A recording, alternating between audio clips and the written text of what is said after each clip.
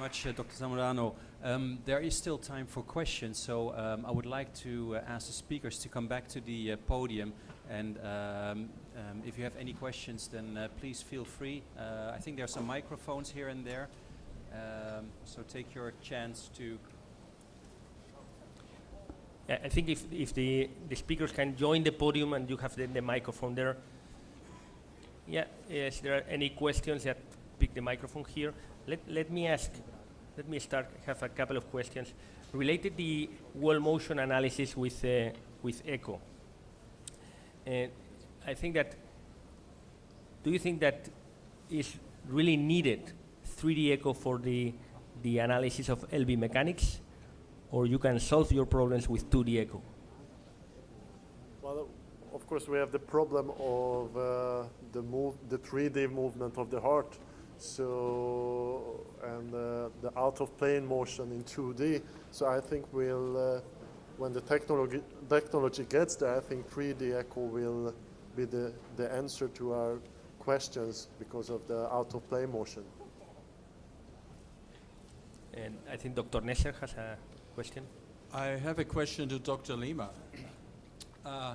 If you subtract the calcium, how can you be sure that you don't take away a calcified part of a stenosis? I think this is one for me. The question was, when you do subtraction, how can you be sure that you don't remove the calcium there?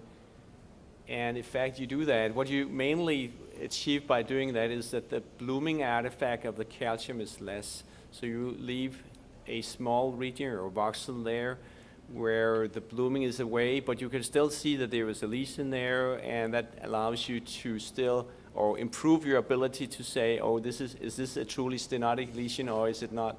So the true outcome of subtraction is the removal of blooming artifacts. So we were still able to measure or assess the stenosis severity. Have your series validated with invasive angiography compared to the subtraction method? I love that question. We are going to do that. That's the prospective study that we will be doing, and if most certainly this needs validation, but we are very encouraged by our preliminary results, and we will be starting a study of that nature very soon. Klaus, do you need special acquisition for the calcium score or reconstruction? Do you acquire it in a different way, or do you create thinner slices to? No, it's quite routine. Well, of course, when I do the instructions to the radiographers, I need to put in, oh, this one is for subtraction. But basically, the way they set up the scanner is very similar to a routine test, so it's very easy to work with. Okay, excellent. Oliver. Oliver Gamperli from Zurich. I have a question to Professor Lima. First of all, thanks for this very nice presentation. My question is, how do you differentiate on CTP an inducible ischemia from a scar? Because this has important implications for the treatment of the patient. Obviously, if you have a scar, then you will not need to revascularize or send the patient for angio. And this is something that can be assessed by SPECT, for example. But if you see perfusion defect on CTP, it doesn't necessarily mean that it's inducible. Maybe it's a fixed perfusion defect. So how do you do that? Yes, this is a wonderful question. It was at the center of the debate of including patients with past myocardial infarction or not, because the issue is how much delayed enhancement you get by the time you do the perfusion study. Can you recognize it, and are you going to be misled? I can tell you that in this setting, the angiogram is really the piece that helps the decision making in our experience. So if you have an open artery or a stent that is open and leading to a scar, that will settle the question. But if other pieces of information also come into that decision, like how thin the muscle is and how much that is a scar when you're reading the CT perfusion study. And that analysis is in the process of being performed. In other words, analyzing only the patients with scar. But that's a wonderful question at the center of the debate. I think what also is meant is like, do you need a resting scan? Do you need a resting scan for the CT perfusion, or would you use the CT angiogram to look at resting perfusion defect? Is that sufficient?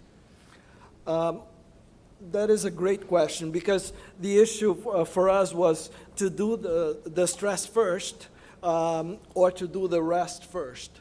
And the experience with MR, a lot of the information is on the stress images. But if you think of the algorithm, of the clinical algorithm, it's going to be, in our view, that patients are going to have the angiogram first, and those who have a clean angiogram are not going to need perfusion. So we took the cons of doing the stress after, because we thought that the pros of doing the rest first were greater. And our experience is that, yes, you do need the rest, because that facilitates a lot the interpretation of the stress perfusion cases in Core 320. I think there is a question here at the back. Yes, my question is to Dr. Lima. Certainly that strategy is potentially very exciting for clinical practice, but do you have any indicative cost-effectiveness data? No, we have not performed a formal cost-effectiveness analysis. And that is a good question, because, in order to do this, you ask yourself questions like, can we do it with a platform that is not a second-generation scanner? There is data suggesting that you can, but what is going to be the cost-effectiveness of this approach? I can only tell you that if you look at the global picture, nuclear studies or nuclear medicine for the heart has faced problems of implementation in many parts of the world because of the cost of what is required to train, and access to the technology is very sophisticated technology, excellent technology, but it's not accessible. And the idea here would be that if CT becomes a very ubiquitous technology that is available anywhere, that maybe we could develop methods that in places where that is the only technology available, or in places even where you have options, that would still be the main pathway to study atherosclerosis. That's the central idea. You think it's time for a randomized controlled trial? Should we have like a FAME CTP, where we show improvement in decision making? Or do you feel more like a comparative trial to a randomized trial towards nuclear imaging? What would be the next step to establish this technology? I think everybody's going to want to see prognostic data, because in the end, we are very focused on, if we determine the flow-limiting stenosis invasively, that is the answer. But in reality, we are based on years and years of data with perfusion data and prognosis from perfusion data. So yes, I think I would favor the pathway of having a FAME-like study with perfusion as the determinant of the lesion that should be intervened upon. That could be biased, but that would be my pathway. No. Okay, I think there is another question there. Thank you for the presentation. There's a question for Dr. Lima, a similar question. And what is actually the additional information to get with the CTA, with the CT angiography? Because speaking about intermediate and low risk patient, because you sent to the invasive coronary artery only the patient with reported with CTP. what is the additional information you get with the CTA? Could you maybe do only a CTP, and what is the comparing with the spec? That's an excellent question. So as you move further to the right of that diagram, the perfusion becomes more important than the anatomy, right? But we find ourselves very frequently looking for the correlation of the two. Yes, you find a perfusion defect, but if that perfusion defect is not associated with something you can intervene upon, then you're back to square zero. You have to do a cath. That is where the angiography comes on the patient with history of heart disease. It's to be able to localize the perfusion defect to the abnormality in the vessel so that you could make a decision without having to do any other testing. Thank you. The equation inverts a little bit. In the right-hand side, angiography is more important. In the left-hand side, perfusion becomes more important. Okay, well, we'll give Dr. Lima a break now. I have one more question for Dr. Savary. I mean, when I was looking at the presentation, I thought it was wonderful how you can see these subtle wall motion abnormalities. I was wondering where in the context of non-ST elevation myocardial infarction would you use it? Would you use it as the first screening method when the patient comes in to rule out coronary artery disease? Or would you use it more subacute and decide which patients needs an invasive strategy and which one some conservative strategy? Where do you position this application? I would rather use it in an acute situation because our goal would be to identify patients with occlusion. Those are the ones which are waiting for an angiography while losing myocardium. So I would prefer to do an echocardiography immediately when they enter the ER. And if the technology would be good enough, so we could send them further to an angiography. Okay. And would you be able to see the difference also with like old subendocardial myocardial infarctions, or would that be difficult to distinguish those?